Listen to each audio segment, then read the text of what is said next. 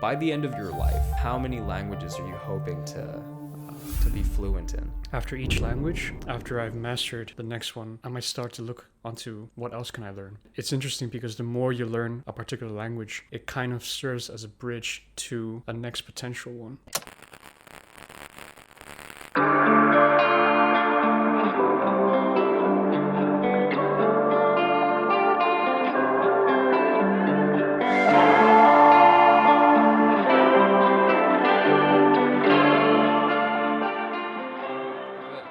So, Xavi, welcome to the adventures of the Nomadic Mic. Thank you. But before we continue, I'd just like to address the audience and let you guys know that this is a new segment of the Nomadic Mic where I'm reaching out to close friends of mine from around the world, people that I've known for a very long time, and people who have had a very big impact on my life at some point or the other.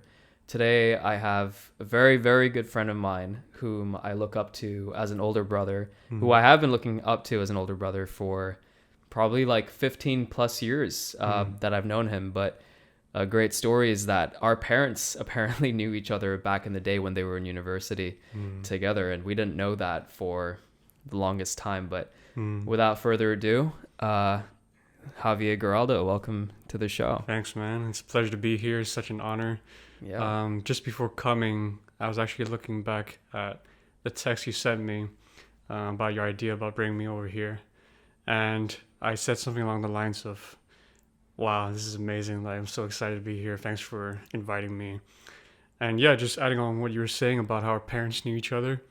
I don't know if you remember, but basically, they were colleagues at university, and we were just babies back then, right?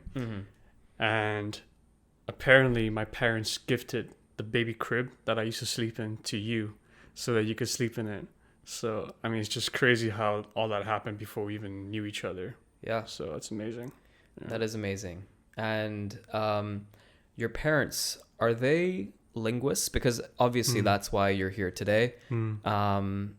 It's very interesting for me to see how people that I've known for a very long time, how their interests in life have evolved. And with you in particular, I'm so impressed by how you're able to pick up languages so quickly. Right. And that's precisely why we're here today, to speak a little bit about that. Yeah. Where does that come from? So you're right. Both my parents, they're linguists. So they both taught languages at a university level.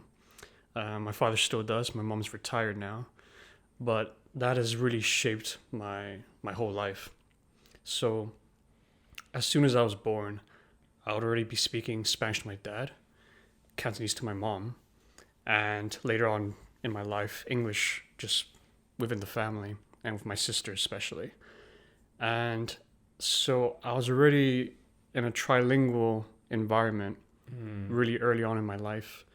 And for example, I went to 3 different kindergartens. So a Cantonese speaking kindergarten in Hong Kong, and then I went to Spain where I was in a Spanish kindergarten, of course, and then back to Hong Kong where I went to an English speaking kindergarten. And ever since then I've been always in a multilingual environment. Yeah. And it's especially having an impact on my life right now because I'm working as a lawyer in Hong Kong. And so basically in Hong Kong, a lot of our clients are from the mainland. And so we have to speak Mandarin with them. And within the workplace with our colleagues, we would speak in English or Cantonese most of the time. So every day it's also a trilingual environment. So I'm very blessed and fortunate to have this opportunity. Yeah. Do you know many polyglots in your life? I would say I haven't met too many myself. Well, to be honest, in Hong Kong, there's already a lot of, most people here, they have to speak 3 languages already, right? English, Mandarin, and Cantonese. So I think it's quite underrated how special Hong Kong people are in this regard. Outside of these 3 languages, I have not met too many polyglots. I would love to meet more. I have tried joining language exchange events with some friends in hopes of meeting a polyglot. But right now I'm still searching, and I guess it just shows how rare it is to meet someone who has such an interest in multiple languages and who really lives and practices it. And because it is a very tough commitment, it's very something you need to dedicate yourself to. And so when I do meet that kind of person, I would we just have a long conversation all night. You'd have a long conversation in multiple languages if you could. Maybe. Yeah? Yeah, maybe. Yeah, man. I think this community of people who are constantly trying to upgrade their language ability, that it's just cool to know that there are people who are trying to level up that part of their brains, you know? Because I myself, obviously, I'm an English speaker first. I know Hindi. I can speak Hindi, and we grew up learning Mandarin in school, right? Despite growing up in Hong Kong, where the local language is Cantonese, obviously Mandarin is spoken by many more people around the world, so it just makes sense to teach students that language. Yeah, for sure. But it's amazing how different languages alter your perspective of the world, just based on how grammatical structures in a language work, what kind of vocabulary they use. So you speak English, Spanish, Mandarin, Cantonese, and now you're learning French. Yeah, that's right. Working on French. So that's 5 languages now, right? Yeah, I would say 4.5, but working on 4.5. Hopefully one day 5. 4.5. Yeah. Before I go deeper and ask you about any of these languages, by the end of your life, you know, hopefully you live a very long, fruitful, beautiful life. By the end of your life, how many languages are you hoping to be fluent in? That's a fantastic question. That's a great question. So in my immediate aspirations after French, I would love to take on Japanese. Okay. Because the way I decide on which language I want to work on next depends on, well, number one, how widely spoken it is, or the cultural impact it has on our world. So that's why I like the idea of Japanese. Recently, however, I've been thinking that maybe I might take on Korean before I take on Japanese, because, and we'll talk more about this later, I'm sure, but one of the ways I love to learn languages is through music, and Korean R&B is just something I've really been enjoying for the last few months. Right. Yeah. So to answer your question, how many languages I would like to speak by the end of my lifetime? I feel like right now I don't know. I feel like after each language, after I've mastered the next one, I might start to look onto what else can I learn? What might be my next challenge? Yeah. And it's interesting because the more you learn a particular language, it kind of serves as a bridge to a next potential one. So, yeah, we'll see. Yeah, okay. I think that's a good answer. Off the top of my head, if I were to answer that question, it would be... So I actually taught myself how to read Russian a year and a half ago. Wow. Right? And it was just a really fun process because there's so many tools out here that make language learning so easy. You know, obviously everyone knows about Duolingo that's on your phone. But beyond that, there are podcasts on podcast platforms that also teach you how to say phrases in different languages. So my experience of learning Russian was pretty much a combination of Duolingo, these podcasts on Spotify, and whenever I would have a question about like how to say this or how to say that, I would just Google it, you know? And then of course there was like the music aspect to it. And then I started, you know, getting into like Russian indie films, which, I mean, I'm not knocking on them. I didn't love them. I watched them for the sake of seeing how Russian is used in conversation. But that multimodal approach to learning a language really did help me integrate into a culture that I wasn't exposed to in person, you know? And I think that's the power of media, you know, is that we do have all these tools to help us learn these languages. For sure, for sure. So do you use a similar approach when you're trying to tackle a language? Like you're learning French right now. Yeah. And you're doing pretty damn well. Like you didn't pick it up too long ago. Yeah. How are you making the most of this language and learning it? All right. So I feel like the number one principle, and not just with language learning, but learning anything in general, number one, it has to be fun. You have to make it fun for yourself, right? Because, and this ties into the second reason, which is motivation. Because in order for you to stay motivated to learn a certain language, it has to stay interesting for you, right? And you have to find ways to make it and keep it interesting in your language learning process. So for me, how I make it fun for myself is through variety, right? So if you just use one studying method for your whole language learning process, I can almost guarantee you're going to be bored after a few weeks or maybe months, I don't know. So what I would recommend for anyone is to find ways to keep it interesting, make it fun for yourself, right? So for example, how I like to do that, like I said, I like to listen to music. And why I love to listen to music especially is because a lot of the culture is conveyed through the music as well. For example, when I listen to Spanish music, a particular word that keeps coming up in many songs is the word alma. Alma, which means the soul. Oh. Right? And so it kind of gets you thinking, why does this word keep coming up in this particular language in their music, right? And it kind of leads you to another layer about what this concept of the soul means to Spanish culture and why it's always being conveyed through music. And also with different music from different countries, you also have different styles, right? So with Chinese music, for example, it generally tends to be more emotional, softer.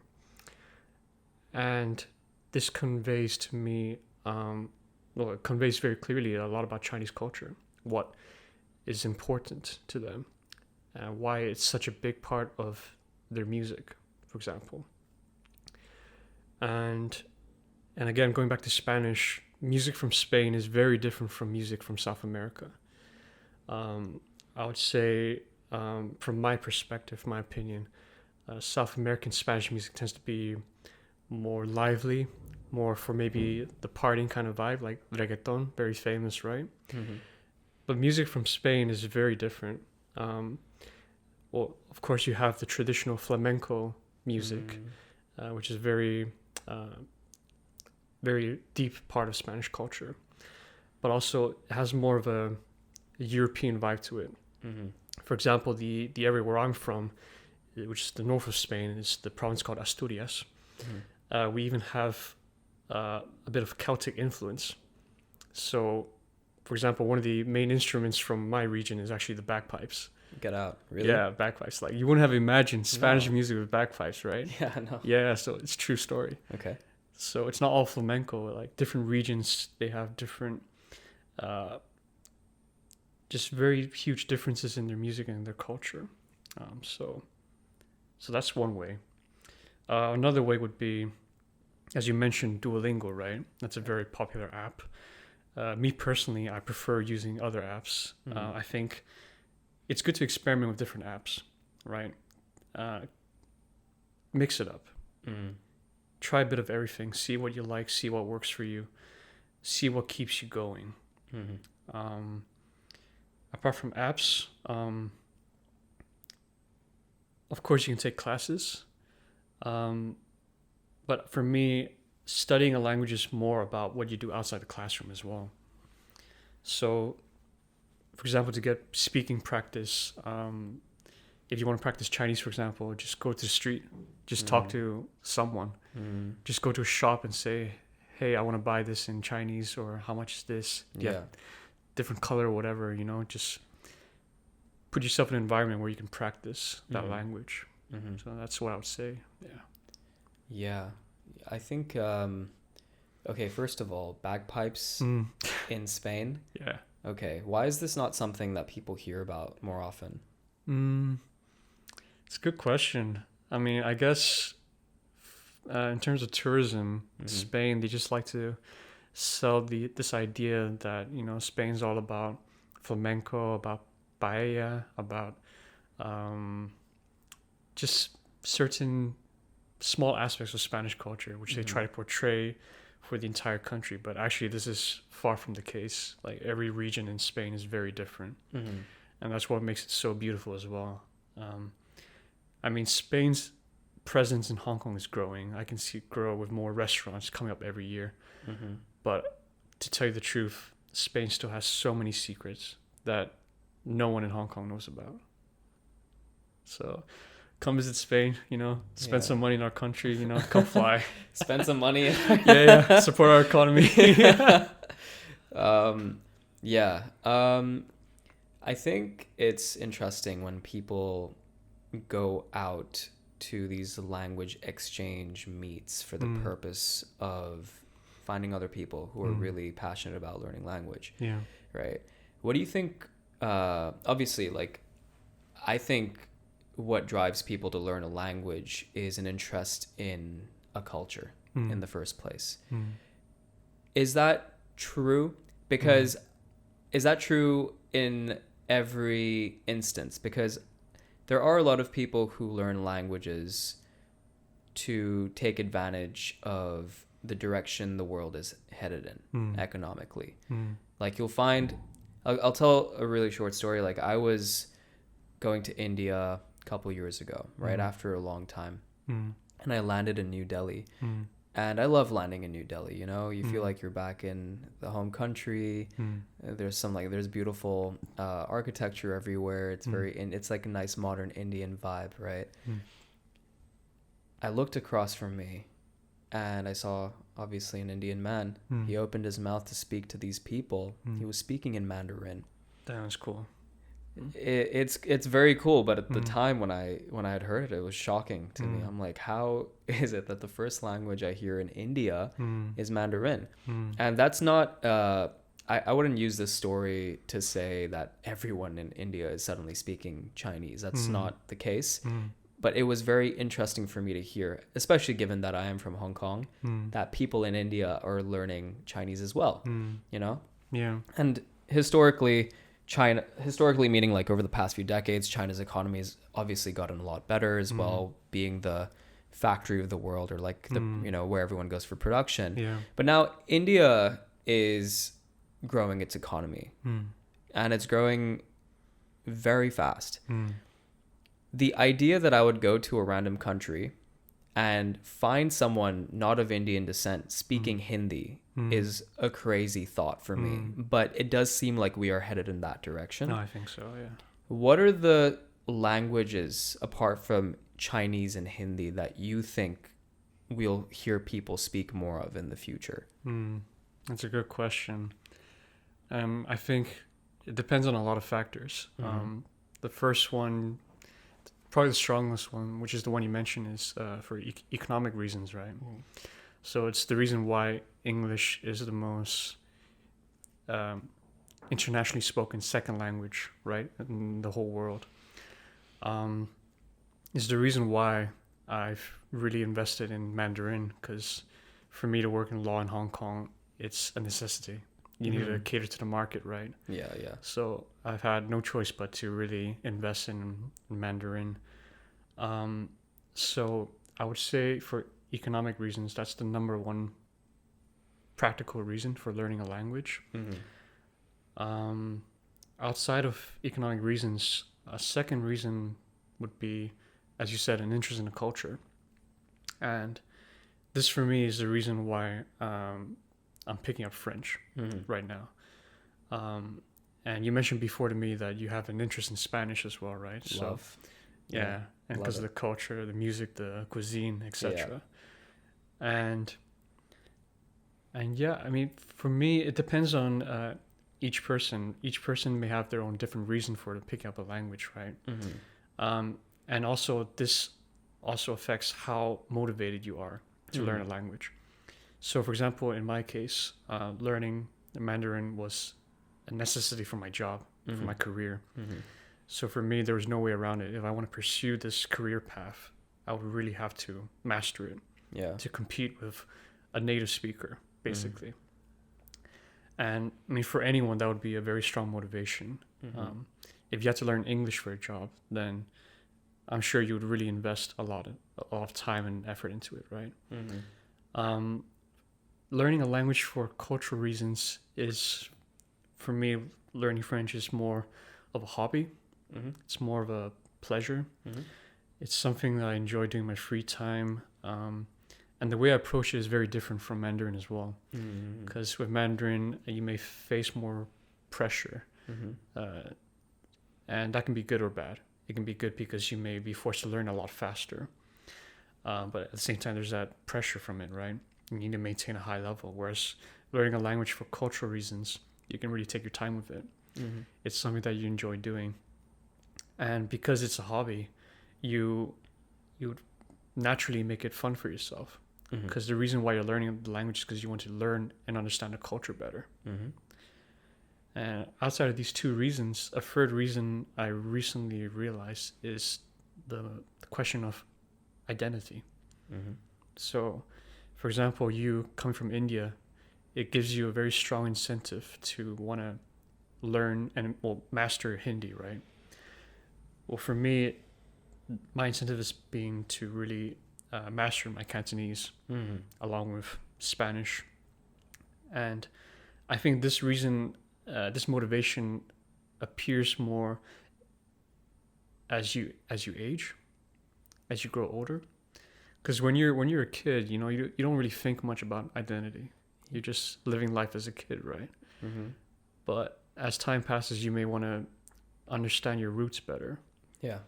Or, for example, for me, I've always wanted to feel like a Hong Konger. Because living in Hong Kong, the way we look, naturally people categorize you or label you as a foreigner. Yeah. But for me, I want to people to realize this is my home as well.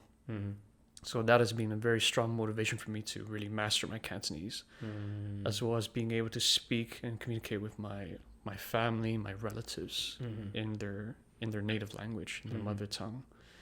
So these would be the top three reasons for me: economic reasons, culture, and identity. I want to talk to you about identity. I think identity is a really strong subject. And what you just said about learning Cantonese to be able to speak to your relatives, I feel like that is underrated, especially if you have relatives who are much older, who might not be around for much longer, right? I've been dealing with this concept of legacy a lot in my life recently, and like over the last year or two. And it's not even about my legacy. It's my parents' legacy and my grandparents' legacy, right? Because being part of the same lineage, technically we are all leaving behind legacies for our children, our grandchildren to bring forward into the world that they live in, right? When my great grandma was still alive, I, like, at least towards the end of her life, I would really try and speak to her much more about her experiences as a young person in the world. And of course, because she passed away when she was 100 years old, she had obviously started forgetting many things by the time, she reached that age. And so she would repeat stories very frequently, the same stories, the same songs, the same poems, or whatever it is that she could remember. But what really astonished me was when my Hindi did improve and when I did have more vocabulary, I realized certain vocabularies would trigger her memory to then tell me new stories. And that's when I realized I was onto something, Knowing a language doesn't just give you an entry into a new culture. It gives you an entry into your own past through your relatives. Yeah, for sure. And I thought that was a really powerful that was a powerful moment for me personally. Yeah. Have you experienced anything similar? Yeah, definitely. Mm-hmm. And this actually makes me want to bring up a quote that I came prepared with. It's a quote from Nelson Mandela himself, right? So it goes like this. If you talk to a man in a language he understands, that goes to his head. If you talk to him in his own language, that goes to his heart. All right. And so for me, for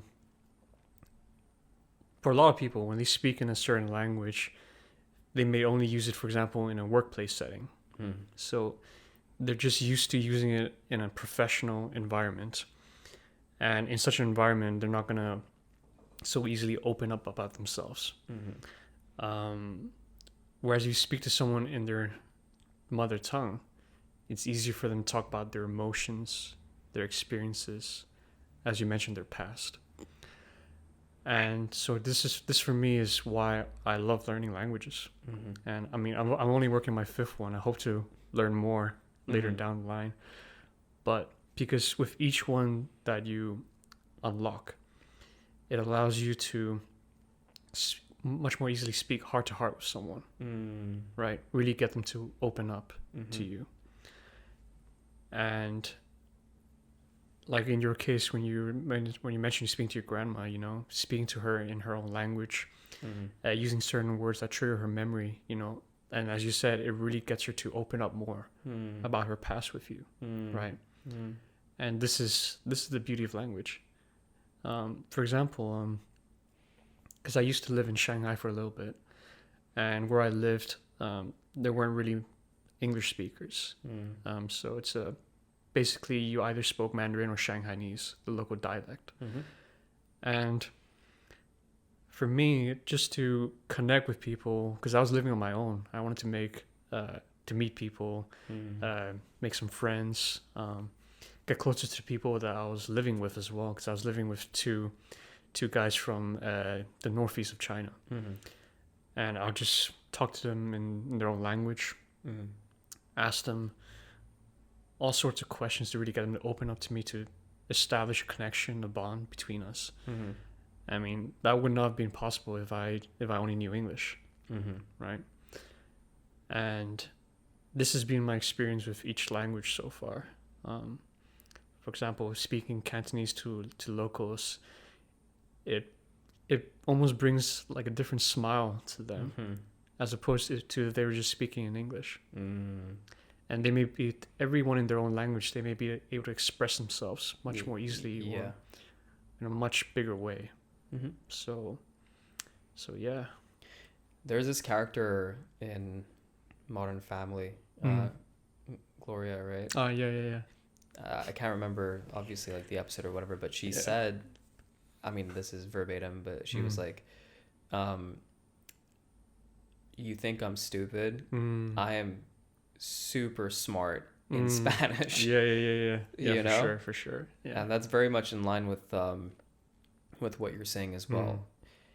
Javi, do you think, because obviously most of the people who are watching this episode speak English and communicate in English on a daily basis, how eloquent do you think the general public is in English?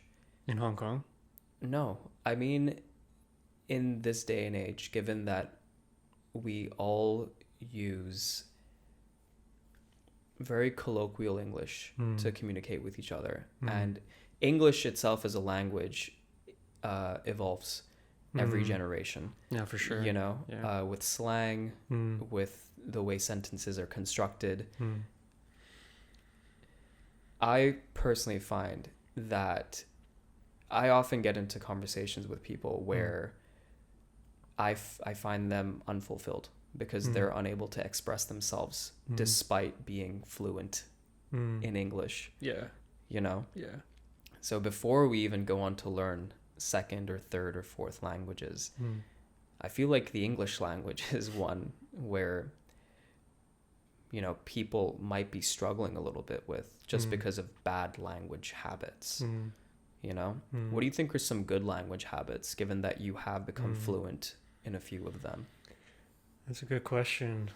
Good language habits. Well, first of all, I think people have to understand and realize that when you learn a language, Mm-hmm. or after you've mastered a language, you may go downhill, right? I don't think if you speak multiple languages, it's very difficult to maintain one. It's something that you have to constantly work on every day if you want to do it. But that's okay. What I mean by that is it's okay to forget sometimes. It's okay for you to not be at your best with a certain language.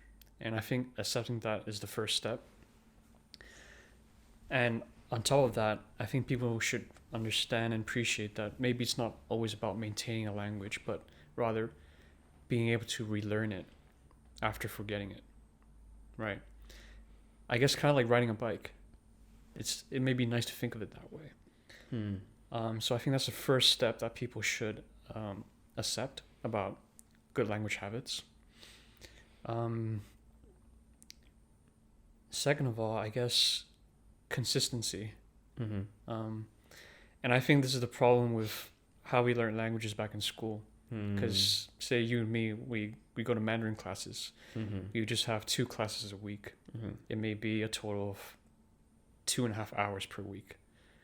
That is not enough to really pick up a language. Right.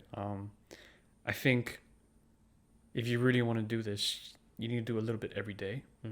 Like even just 10 minutes, if that's all you can manage, that's fine. That's good enough. Just do a little bit every day. And it may be difficult for some people because they might say, oh, but I'm not in China. How can I learn Mandarin? I'm not in Spain. How can I learn Spanish? Etc. And my response to that is, well, we all understand that being in the right environment is important. Having the right exposure is important. Yeah. And sometimes you cannot be in that environment. So what you can do instead is bring that environment to you, right? Create your own environment to foster language learning. So for example, the way I have done this, or I like to do this, is right now my phone is in simplified Chinese. And if I feel like it, I would just switch it to another language. And I mean, we all look at our phones quite a bit now, right? So for me, I'm forced to use that language. For example, my mother has been extremely supportive of me, not just in language learning, but in general. But for example, she has been a fantastic language partner for me. She's been very willing to speak Mandarin and Cantonese with me. And so, but outside of your family, you can just find people who share common interests, who are willing to practice languages with you. For example, tomorrow, I'm going to travel to Guangzhou with a few friends from high school. Cool. And we formed this little group because we all have an interest in practicing Mandarin. And so our goal for this trip, it's going to be a 3-day trip, is just to speak Mandarin the whole time.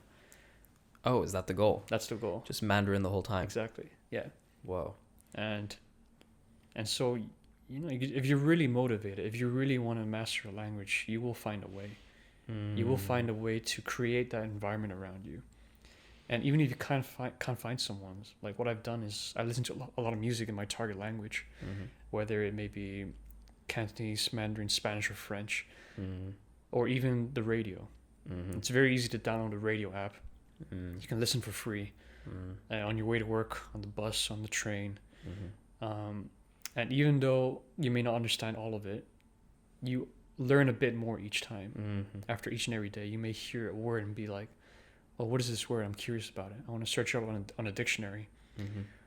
And also, through that way, you can also get more used to the speed at which someone talks in a language. Like everyone says Spanish is very fast. Like every language is very fast, not just Spanish. You know, Cantonese, Mandarin. You miss one syllable, you miss 2 syllables, and you already miss a word in itself, right? Yeah. But even that being the case, you get used to the speed, you get more comfortable with it. And over time, the speed just seems to slow down for you. And it gets easier and easier to pick up different words. Yeah. I've I read recently. I don't remember where, but when you do start off learning something new, in this case a language, or even if it's like an instrument, it usually sucks at the beginning, because human beings, and generally how our minds work, is when we get into flow, that's when we're in our highest state, right?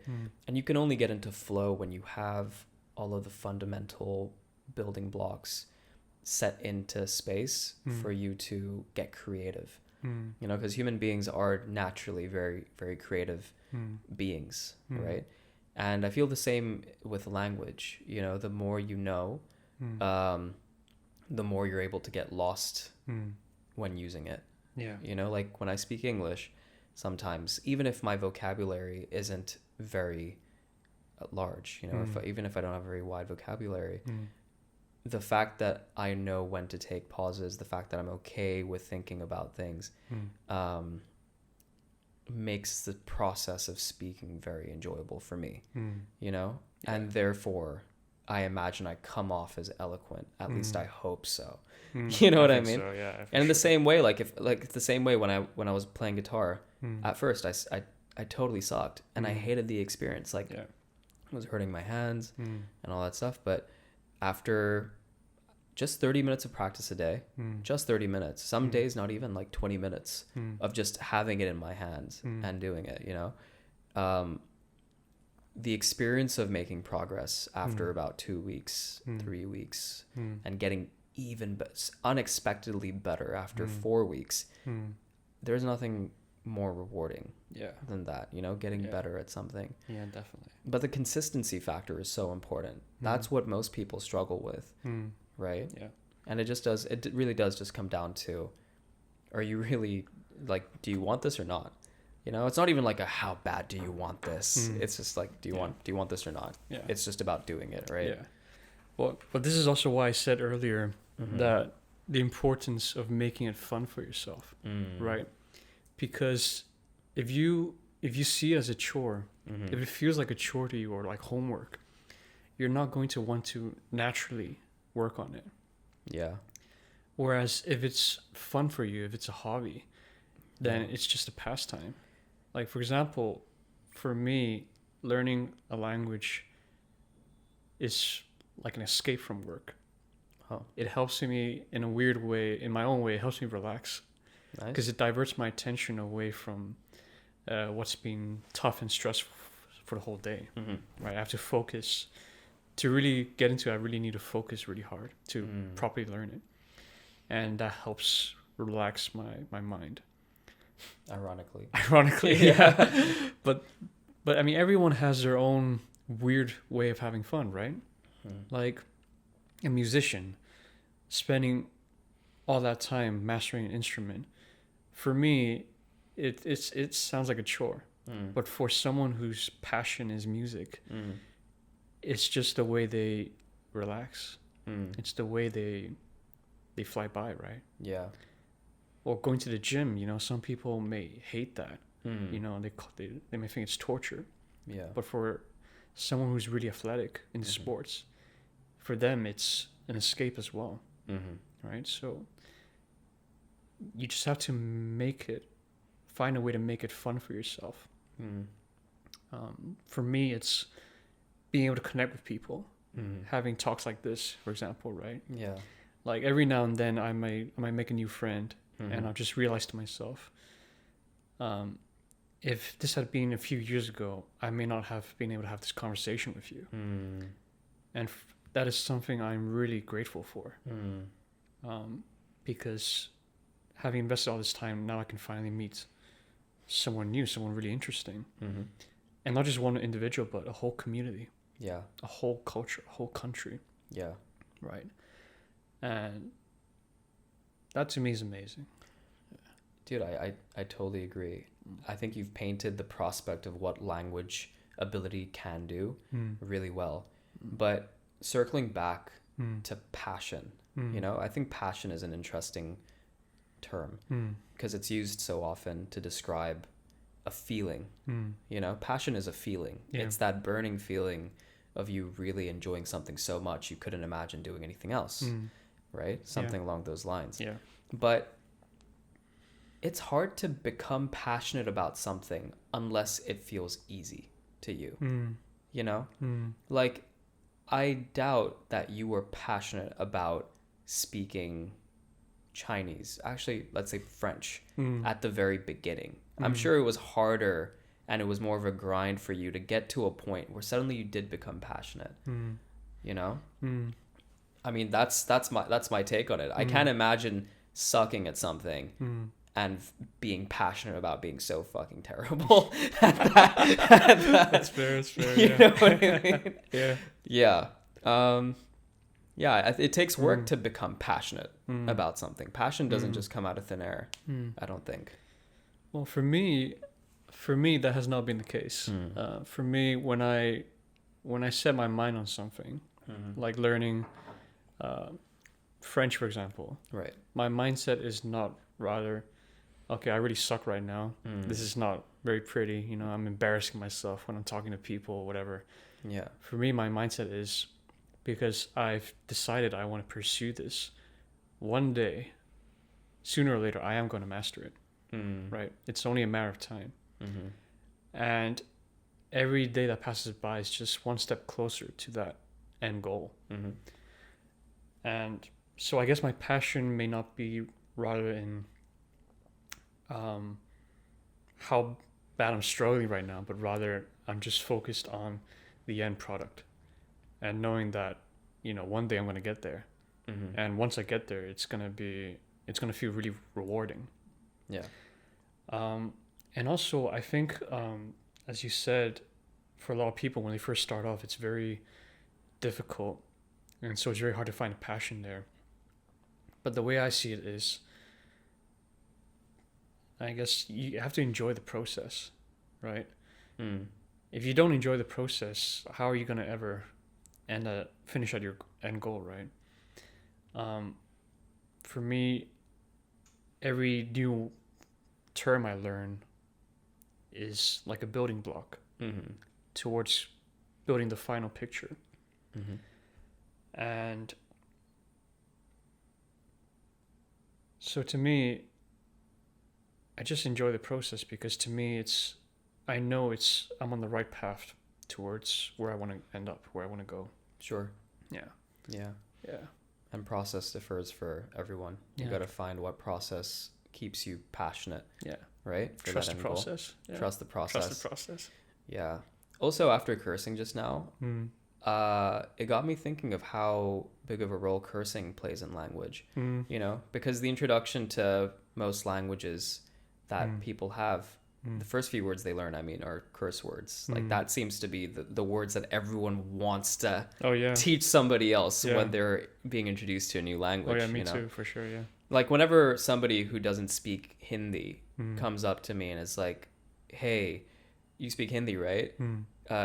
Teach me something, right? And I teach them like basic words, like good words and good sentences. They're like, no, I want the swear words. I just send them back. I'm like, I'm sorry. Like, I find this is a personal thing. I find learning swear words in a language first, it just doesn't feel nice to me. Right? But I can understand why people do it. You know? Yeah. I feel like I can understand why people do it, but I can't put into words why people do it. Can you? I'll be honest. I enjoy learning curse words in other languages. My parents have not been the most supportive of this. Sure. But the way I see it is, if I want to learn a language, I want to learn everything about it, right? Sure. Yeah. Including the swear words. Yeah. Also, it's important because at least you know when someone's swearing at you, right? You can. Oh yeah. You can recognize that it's happening to you, then you know how to react appropriately. Yes.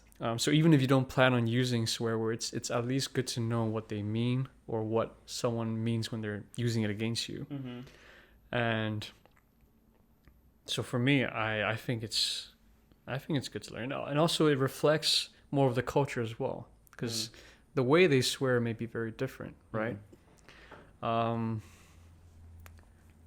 example, in Spanish, it's not exactly a swear word, but it's something that people say when we may be pissed off or something. We say "me cago la leche," right? It literally means I shit in the milk. Yeah.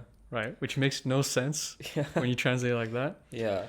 But then it goes back to the roots of Spanish culture being the agricultural roots of Spain. So that's where that expression likely came from, for example. Fascinating. Yeah. So shit in the milk. Shit in the milk. Me cago en la leche, yeah. Yeah, it's very common.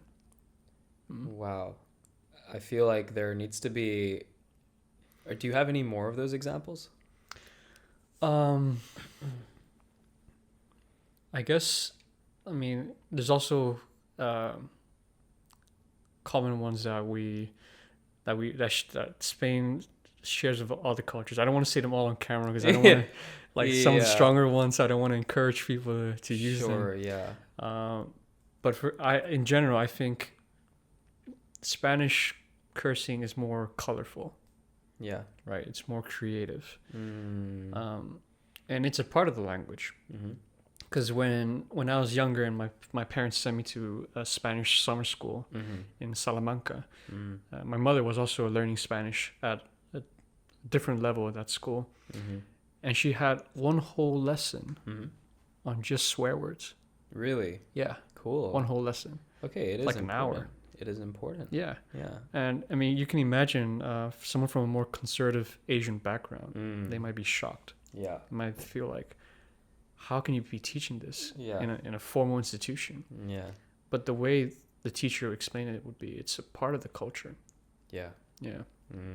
And even though they're swear, in Spain especially, even though they might be swear words, they might be used in a way which is slotted into natural conversation. Yeah. So yeah. No, that is really interesting. I feel like there could be an entire podcast episode just on like the history of cursing. Yeah, that would be interesting. That would be really interesting because after you saying the thing about that Spanish curse word having its roots in agriculture, it's like, why? Yeah, it's just for historical reasons. Yeah. Interesting. Maybe this episode needs a part 2. Maybe after some research. Yeah, that would be interesting. Yeah. I usually end all of my episodes asking all of my guests the same thing. And you being a really close friend, I'm very interested to hear this answer. But the question is, what is something you would say to your younger self? What is the conversation you were hoping to have with your younger self? And what is the conversation you were hoping to have with an older version of yourself? Whatever point in time that may be. Huh. Okay, wow. A conversation with my younger self, I would say be patient. I think when you're young, and especially in such a competitive environment like Hong Kong, you're always racing. You're like on the hamster wheel, right? You're always trying to race to compete with those around you. I think it's important to understand that sometimes good things take time, right? Good things are worth being patient for. And as long as you do a little bit every day, you're just getting closer and closer to whatever it is you want to achieve. So stay patient and trust the process. Understand that whatever goal you have set for yourself, it's only a matter of time. And by the time you arrive there, you're gonna look back and just think, well, that just went by really fast, just like that, right? Conversation with my future self, that's a tougher one. I don't know what to say. I guess going back to an earlier question you asked me, you did ask me if I do know any polyglots. There's actually one I do know, came up to my head just now. He's a lawyer from Italy. Okay. He lives in Shanghai with his family, and he's much older than I am. He's at least in his 50s right now. He speaks 7 languages. And I saw him a few months ago, and I asked him a question. I asked him, what could you advise me as someone who wants to do what you have done? Master so many languages, working in those languages as well. And the answer he gave me, I would have never expected. He told me, think without language. Right? Like, you try to wrap your head around that. Like, I didn't understand what he was saying at first. Think without language, as a tip to someone who wants to learn languages. And so I asked him naturally, well, what do you mean by that? And because we were in our living room, he showed me our piano. And he said, imagine someone was just there, just playing the piano. And imagine in your target language, how would they describe that action of playing the piano? And so I understood what he meant after he said that, right? Because say I want to learn French. If I'm just looking at someone playing the piano and thinking from an English perspective, the action he's doing, I'd be like, okay, he's playing the piano. And if I try to switch to French midway, I would be trying to speak French from an English perspective, if that makes sense. And that is not the best way to master language. Because what you want to do is you want to think from a French perspective if you want to speak French, right? So that's what he meant. Think from a blank slate. Because if you just think, if you want to learn Spanish from English, then you might be speaking Spanish through English. Mm-hmm. You might be speaking Spanish with English grammar, for example, mm-hmm. or with an English mindset or English ways of thinking. Mm-hmm. But if you really want to speak Spanish, you have to think from Spanish, mm-hmm. from ground zero. Spanish concepts, Spanish culture, everything. Mm-hmm. Right. So I guess that would be the conversation I would like to have with myself. If hopefully one day I pick up a few more languages, see what other things I've learned along the way that I could teach my younger self, I guess. Which I'll find out eventually, but it'll take me a while to get there. Yeah. That is clip that. That is powerful. Yeah, it's powerful, isn't it? It's powerful, and I mean, the way you just said that was so beautiful and dramatic as well. You know, but it is true that when we learn language, we usually just translate from English if that's your base language. Like when I don't really speak Hindi in Hong Kong. I almost exclusively speak it in India. And the first 2 months is me mentally translating English to Hindi before saying anything. And it shows. But the moment I get into a groove, it's not egocentric. It has everything to do with understanding the people around me, the sentiments of how they see the world, how they think about the world, how they use language to describe the things around them. And that just naturally flows into my expression of language as well. You know? That is a good point. I think if it's a geocentric perspective on language, usually it is a translation of what you already know. Yeah, because translation... Egocentric, sorry. Not geocentric, egocentric, sorry, continue. Yeah. But because what a lot of people fail to understand with translation is you're not only translating words. To really perfect translation, it's about translation of culture, right? So I like to think that there are two schools of thought when it comes to translation. There's literal translation, which I see every day at my job, because especially with law, you want to stick to the intention behind the transaction or whatever.